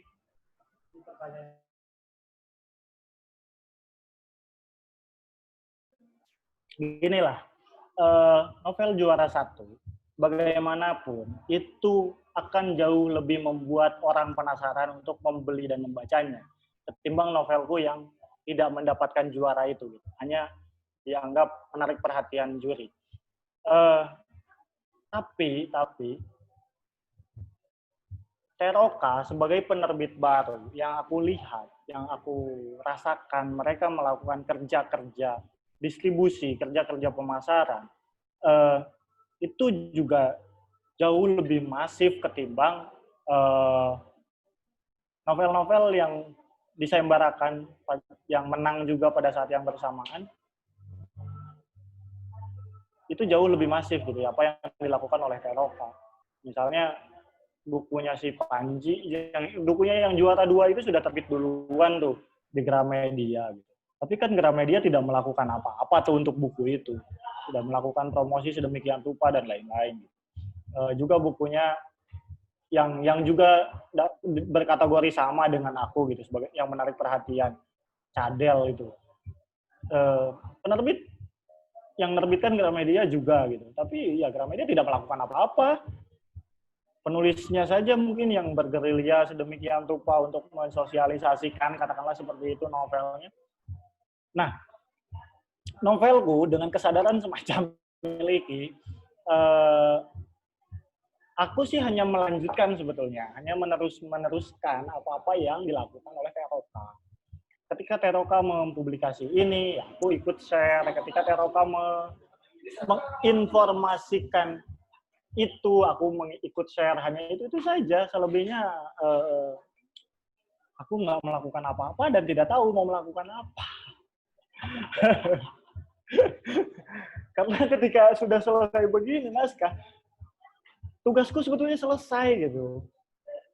Tugasku selesai. Ini sekarang pekerjaannya ya pekerjaan distribusi, pekerjaannya orang marketing tuh. Aku nggak bisa lagi melakukan, apakah aku harus jualan, nggak bisa. Jadi ya, tapi yang aku lihat pemasarannya teman-teman Teroka melakukan gerilya memasarkan Burung Kayu itu dengan progres sedemikian rupa gitu. Sebagai penerbit baru lah mereka harus memperkenalkan diri, dan juga ini buku pertama yang mereka terbitkan, ketimbang Margin Kiri yang sudah cukup populer dengan buku-buku terjemahannya yang cukup bagus. Lalu dia menerbitkan Juara Satu yang sudah pasti membuat orang penasaran ingin membaca Juara Satu itu gitu.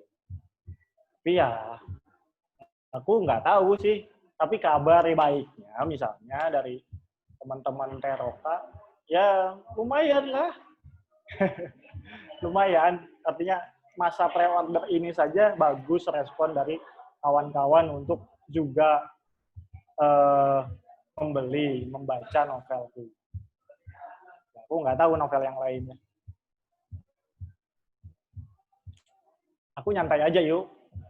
Selebihnya ya terserah orang marketing sama para pembaca. Enggak lah, biasa aja. Aku tidak khawatir sama mereka.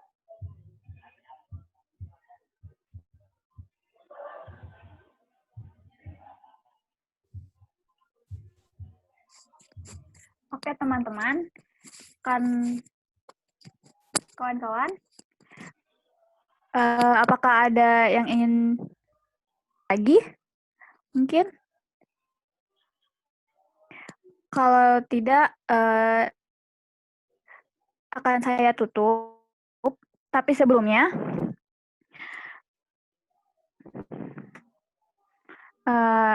saya mau menginformasikan untuk pemesanan novel Burung Kayu bisa melalui DM akun Instagram Belistra @ukmbelistra atau personal chat 0857 1827 2802 Awahyu.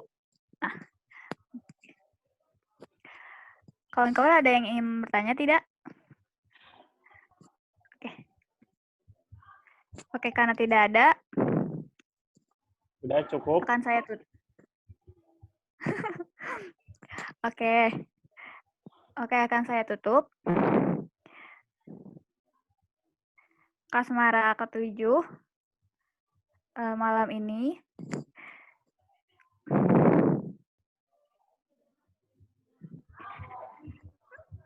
Akan saya tutup dengan bacaan bismillah. Dengan bacaan alhamdulillahirabbil alamin. Maaf. Alhamdulillah, amin. Yuk, jangan Iya, di-off kan? dulu ya. Terima kasih teman-teman. Ya, terima kasih teman-teman yang sudah ikut berdiskusi di Zoom ini. Teman-teman bisa memesan novel Burung Kayu ya. Bisa lewat DM IG Belistra atau personal chat melalui Awahyu Rusnanto 0857 1827 802. Ya bukan A. Bukain yuk. Ya, kalau mau ditandatanganin sok ke rumah Anidu. Enggak, jangan gitu. Nih, potong.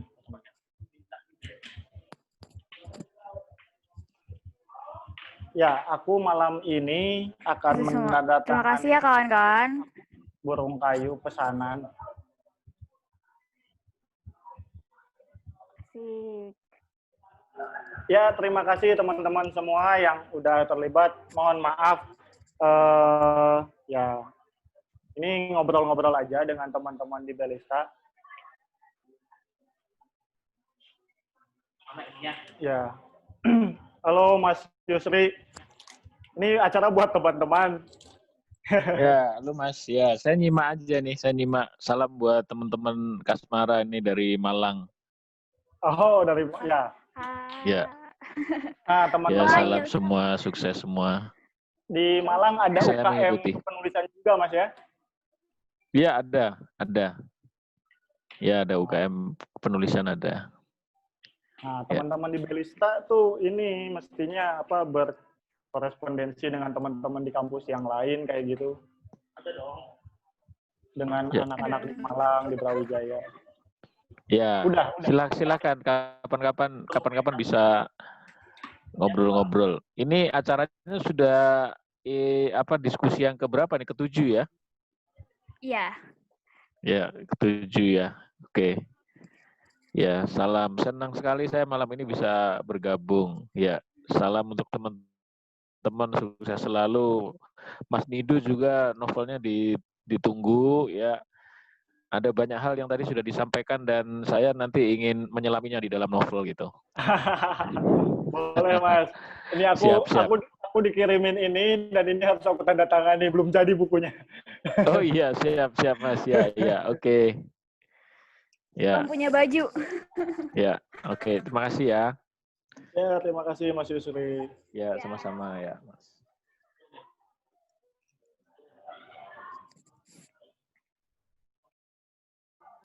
Oke, terima kasih teman-teman yang sudah bergabung di Kasmara kali ini. Terima kasih Dewi yang sudah memoderatori.